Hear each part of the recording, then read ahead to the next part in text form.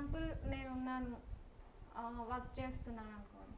అంటే వర్క్ చేస్తూ ఐఏఎస్ని ప్రిపేర్ అవ్వాలనుకుంటే కొంచెం ఇబ్బంది ఉంటుందని చెప్పి నేను ఒక ఎంప్లాయీ అండి, ఇది మానేసి దీంట్లో నేర్చుకోవడం కరెక్టా, లేకపోతే రెండు బ్యాలెన్స్ చేసుకోగలిగితే రెండు చేయగలగచ్చా, లేదా నాకు ఆ ఐఏఎస్ని చాలా కష్టం నేను చేసుకోలేను, లేదా నేను ఈ రెండు మేనేజ్ చేయలేను అనుకుంటే జాబ్ మానేసి ఐఏఎస్కి ప్రిపేర్ అవ్వడం మంచిది అంటారా?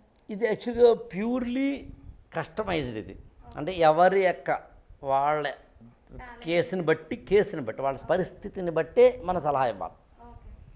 ఉదాహరణకి ఒక వ్యక్తి జాబ్ లేకపోతే కుటుంబం గడవదు అనుకుందాం, అప్పుడు జాబ్ మానలేడు. కేసు నెంబర్ 1, జాబ్ లేకపోయినా నాకు హాయిగా ఉంటుంది సార్, అయితే జాబ్ మానేయాలి. కేసు నెంబర్ 2, కోసం జాబ్ చేస్తే మాత్రం మానేసి ఇందులో జాయిన్ అవ్వచ్చు, అంతే కదా. మూడోది ఇంకోటి ఉంటుంది, జాబ్ ఏమో చాలా గొప్పదై ఉండి వదులుకోలేక. ఉదాహరణ గవర్నమెంట్లో మంచి జాబ్ ఉంటే అలా వదులుకుంటారు. గ్రూప్ 1 ఆఫీసరో, గ్రూప్ 2 ఆఫీసరో, లేకపోతే ఎస్ఐయో, కానిస్టేబుల్ ఆ జాబ్లో ఉన్నప్పుడు ఆ జాబ్ వదులుకుని అదే సెంట్రల్ గవర్నమెంట్లో ఎక్కడైనా పనిచేస్తున్నప్పుడు ఆ జాబ్ వదులుకుని వాళ్ళు ఐఏఎస్ ప్రిపరేషన్ రాలేరుగా. అందుకు నేనేమంటానంటే జాబ్ అవసరమైన జాబ్ వదలలేవు, జాబ్ అవసరం కాకపోయినా గొప్ప జాబ్ అయినా వదలలేవు. గవర్నమెంట్ జాబ్ అప్పటికేముంది, ఐఏఎస్ కోసం ప్రిపేర్ అవుతున్నా వదలలేవు. ఇంకా ఇందాక చెప్పిన రెండవ కేటగిరీ ఓకే నాకేం పెద్ద ఫరకలేదు రాబోయి, జాబ్ ఉంటే ఏంటి ఉండకపోతే అని నేను చెప్పాల్సిన అవసరం లేదు. అందుకు నేనేమంటానంటే అవసరం లేదు. రెండు మేనేజ్ చేయడం ఎలాగని చెప్పడమే ఇందాక నేను మీకు టైం టేబుల్ అన్నాను కదా, ఎంప్లాయీస్ టైం టేబుల్ అంటే అర్థం అదే. నేను జాబ్ మానాలా లేదా అనే దాన్ని ఎలా చెప్తాను చూడండి. ఒక మామూలుగా మనం నడుస్తున్నప్పుడు ఇక్కడ పాదం పెట్టాం, ఈ పాదాన్ని తీసి దీన్ని ఎదుటి వేసి ఇంకో పాదం వేస్తూ ఉంటాం మన నడకన చూస్తే కనుక.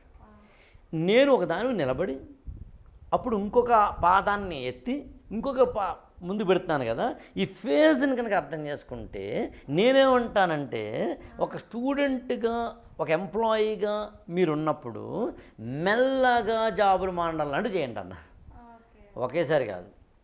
అందులో ముందు జాబ్ని 2 నెలలు లీవ్ పెట్టండి, 3 నెలలు లీవ్ పెట్టండి. మీ ఎంప్లాయర్ ఏంటి బాబు అంటాడు, పర్లేదు ఏది డబ్బులు ఇంటికి ఇవ్వకపోయినా పర్లేదు అయితే మానేయండి. లేదా జాబ్ నేను చేస్తున్నప్పుడు ఎంత సంపాదించాను, లీవ్ పెట్టినప్పుడు ఎంత సంపాదించాను చెక్ చేసుకో. నేను లీవ్ పెట్టినప్పుడు ఎంత సంపాదించాను, లీవ్ పెట్టినప్పుడు జాబ్కి వెళ్ళినప్పుడు ఎంతైతే నేను టైంని సంపాదించుకున్నాను కాల్కులేట్ చేసుకో. ఇక్కడ టైం యూటిలైజేషన్ ఒకటే ఉంది, అక్కడ టైం యూటిలైజేషన్ ఒకటే ఉందా, అయితే జాబే చేద్దాం. లేదు రాబాయ్ చాలా ప్రొడక్టివ్గా నేను ఉపయోగించగలుగుతున్నాను, అయితే జాబ్ మానేద్దాం. లేదా మీ ఐఏఎస్కి ఉపయోగపడుతూ దీన్ని కూడా ఓకే ఉంది నా జాబ్ అనుకుంటే చేసుకోవచ్చు. ఎక్కువగా అయితే నేనైతే ఏమంటానంటే జాబ్ మానాల్సిన అవసరం లేదంటాను నేను.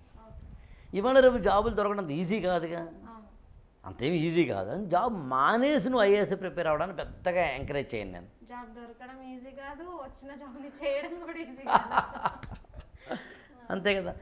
జాబ్ ఇంకోటంటే ఐఏఎస్ ఎగ్జామినేషన్ అనేది ఖచ్చితంగా ఒక 3-4 ఏళ్ళు పట్టేసేంత పెద్ద ఎగ్జామినేషన్. 3-4 ఏళ్ల పాటు నువ్వు జాబే లేకుండా బతకడం అనేది ఎంత కష్టమో అని తెలుసు. అందులో బిగినింగ్లో నువ్వు జాబ్ మానేసి ప్రిపరేషన్ చేయడం కన్నా అందులో ఇవాళ ఆన్లైన్ ప్లాట్ఫామ్స్ కొన్ని 100 వచ్చినాయి.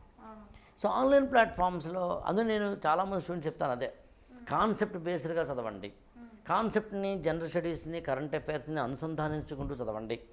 వాటిని చదవడానికి ఒక టైం టేబుల్ వేసుకోండి, utilisation of the resources develop చేసుకోండి. అందులో నేను ఈ గురుకులం అనే నా సంస్థలో నేను కోచింగ్ ఇవ్వడం కన్నా mentoring and guidance and more over ఒక ఓరియంటేషన్ ఇవ్వడానికి ట్రై చేస్తాను. అంటే సబ్జెక్ట్ చెప్పడం అనేది ఎంత ఉంటుందో సబ్జెక్ట్ చెప్పడం కన్నా ఎక్కువ ఇంపార్టెన్స్ ఏంటంటే ఎలా చదవాలి వాళ్ళకి అర్థమయ్యేలాగా చెప్పాలి. ఎగ్జాక్ట్. అప్పుడు ఏమవుతుందంటే తక్కువ టైంలో ఎక్కువ రిజల్ట్ సాధించే అవకాశం ఉంది. అట్లీస్ట్ టైం మేనేజ్ చేసుకోవచ్చు అట్లా.